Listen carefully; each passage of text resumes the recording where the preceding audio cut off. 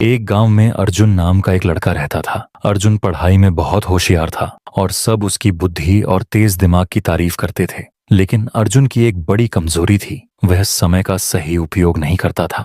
वह अपना ज्यादातर समय दोस्तों के साथ खेलने, मोबाइल पर गेम खेलने और बेकार की बातों में बिताता था। उसके माता पिता ने कई बार उसे समय की कीमत समझाने की कोशिश की, लेकिन अर्जुन को यह बात समझ नहीं आती थी। वह हमेशा सोचता, मेरे पास बहुत समय है, सब कुछ बाद में कर लूंगा, अभी तो मजे करने दो। एक दिन स्कूल में वार्षिक परीक्षा के नतीजे आए। इस बार अर्जुन के नंबर बहुत कम आए, जितनी उम्मीद थी उससे बहुत नीचे।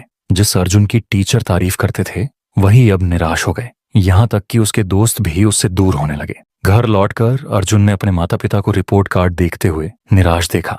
अर्जुन को खुद पर गुस्सा आया, लेकिन उसे समझ नहीं आया कि अब आदत कैसे बदले। उस रात अर्जुन अपने दादाजी के पास गया, जो गांव के सबसे समझदार और सम्मानित बुजुर्ग थे। दादाजी के पास बैठकर अर्जुन ने अपनी परेशानी बताई और कहा, दादाजी, मैं समझ नहीं पा रहा कि मैं इस बार फेल कैसे हो गया, जबकि मैं एक अच्छा छात्र हूँ। दादाजी मुस्कुराए और बोले, बेटा, समस्या यह नहीं कि तुम अच्छे छात्र नहीं हो, समस्या यह है कि तुमने समय को हल्के में लिया। समय बहुत कीमती होता है, अगर इसका सही उपयोग करो तो सफलता मिलती है, और अगर इसे बर्बाद करो तो ये पीछे खींच लेता है। अर्जुन ने हैरानी से पूछा, लेकिन दादाजी, समय तो हमेशा होता है ना, मैं बाद में भी सब कर सकता हूँ। दादाजी गंभीर होकर बोले, नहीं बेटा, समय नदी के बहते पानी जैसा है, जो बह गया वो कभी वापस नहीं आता। चलो मैं तुम्हें एक कहानी सुनाता हूँ, जिससे तुम्हें समय की कीमत समझ में आएगी। दादाजी ने कहानी शुरू की। बहुत समय पहले विक्रम नाम का एक शक्तिशाली राजा था। उसके पास बहुत धन दौलत, भव्य महल और ढेरों नौकर थे, लेकिन उसे भी समय बर्बाद करने की आदत थी। वह देर से उठता, दरबार की जगह दोस्तों के साथ समय बिताता और हर काम कल पर टाल देता। एक दिन एक साधु उसके दरबार में आया और बोला, राजा जी, आपके पास सब कुछ है, लेकिन आप अपनी सबसे कीमती चीज समय को बर्बाद कर रहे हैं। अगर आपने इसे सही से नहीं अपनाया तो एक दिन आपको पछताना पड़ेगा। राजा हंसते हुए बोला, मेरे पास बहुत समय है, मैं जब चाहूं तब कर सकता हूँ। साधु ने चेतावनी दी, समय को हल्के में मत लो,